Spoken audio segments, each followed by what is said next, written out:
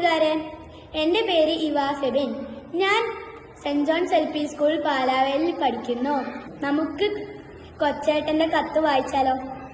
പ്രിയ DCL കൂട്ടുകാരെ, മനസ്സ് നിറയെ മറ്റുള്ളവർക്കായി പകർന്നു നൽകാൻ സ്നേഹം മാത്രം നിറച്ച് യാത്ര തുടങ്ങിയതായിരുന്നു സിസ്റ്റർ ഹെയ്സ് ലെറ്റ് സിസ്റ്റേഴ്സ് എന്ന അധ്യാപികയായി വിരമിച്ച സന്യാസിനി.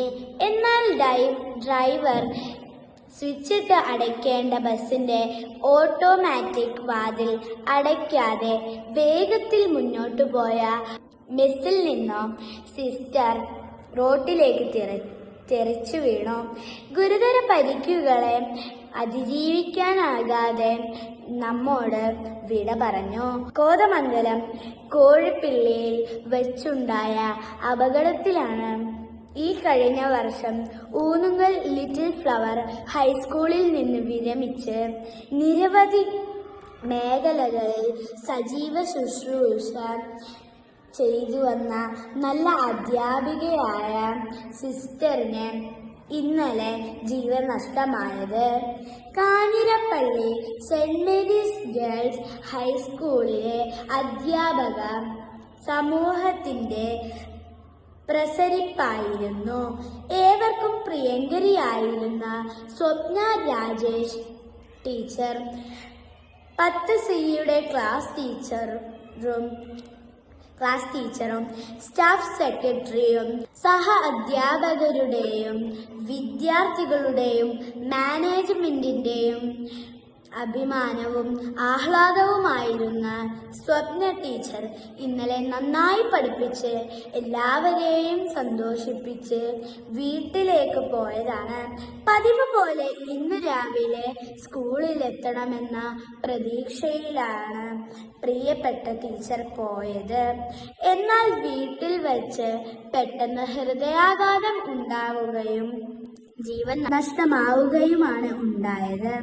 പ്രിയ കൂട്ടുകാരെ, 2 ഗുരുശ്രേഷ്ഠർ അപ്രതീക്ഷിതമായി വിദ്യാർത്ഥി ലോകത്തോട് യാത്ര പറഞ്ഞു. ഹെയ്സ്ലെറ്റ് സിസ്റ്ററിന്റെയും സ്വപ്ന ടീച്ചറിന്റെയും വിദ്യാർത്ഥികൾ മൃതദേഹ പേടകങ്ങൾക്കരികിലൂടെ വിങ്ങിക്കരഞ്ഞു നീങ്ങുന്നത് കണ്ടു.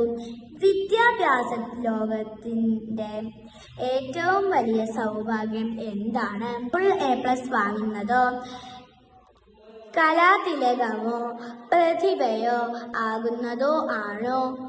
സമ്മാനങ്ങൾ ഒന്നും കിട്ടുന്നില്ലെങ്കിലും താൻ ബഹുമാനിക്കുന്ന അധ്യാപകരുടെ പ്രീതിയും വാത്സല്യവും തന്നോടൊപ്പമുണ്ട് എന്ന ഓരോ വിദ്യാർത്ഥിയുടെയും ആത്മവിശ്വാസവും ഉള്ളിലെ അഭിമാനവുമല്ലേ ഏറ്റവും വലിയ സൗഭാഗ്യം? തീർച്ചയായും അതെ. അതിന് ആത്മാർത്ഥതയും സത്യസന്ധതയും ഉണ്ടായാൽ മതി. അധ്യാപകരോട് എത്രമാത്രം അടുപ്പമാകാം? അമ്മയോളം അച്ഛനോളം എന്നേ ഉത്തരമുള്ളൂ. നമ്മുടെ ഭാരതീയ ദർശന തന്നെയാണ് നമ്മുടെ പ്രമാണം. ദൈവതുല്യമാണ് ഗുരുസ്ഥാനം.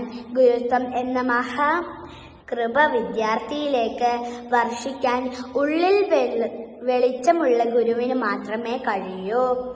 അതിനാൽ നമ്മുടെ എല്ലാ അധ്യാപകരെയും നമുക്ക് അങ്ങേയറ്റം ആദരിക്കാൻ ഒട്ടും ബാക്കി വെക്കരുത്. അവരെ അമ്മയെ പോലെ സ്നേഹിക്കുക. സ്നേഹം ഒട്ടും കുറച്ചു കളയരുത്. അവരോട് ഹൃദയം തുറന്ന് സംസാരിക്കാം.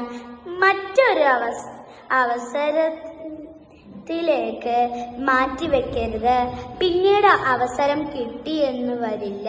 സ്വപ്ന ടീച്ചറിനോടും ഹെയ്സ്ലെറ്റ് സിസ്റ്ററിനോടും പിന്നീട് പറയാനായി അവരുടെ പല വിദ്യാർത്ഥികളും മാറ്റിവെച്ചത് അവരുടെ ഉള്ളിൽ ബാക്കിയാവുകയാണ്. അധ്യാപകരുടെ മനസ്സിൽ ശിഷ്യ വസന്തം തീർക്കാം. അമ്മയോളം അടുക്കാം. അനുഗ്രഹീതരാകാം. ആശംസകളോടെ സ്വന്തം കൊച്ചേട്ടൻ.